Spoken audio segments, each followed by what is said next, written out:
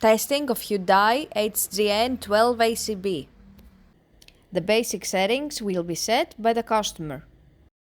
For testing, we add a 220 volt AC power supply. We trip the breaker manually.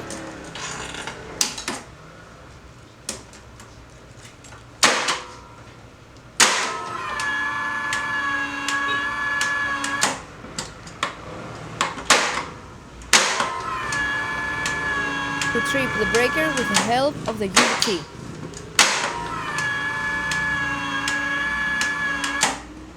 We perform a shock time delay or instantaneous test, and we see that the breaker trips almost instantly.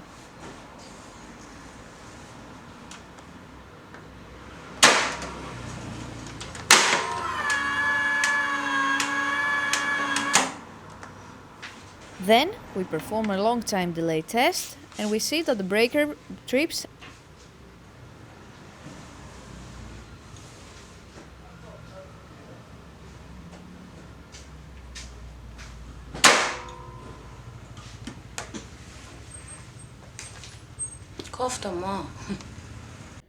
It is now clear that the air circuit breaker is working successfully and is ready to be delivered to the customer.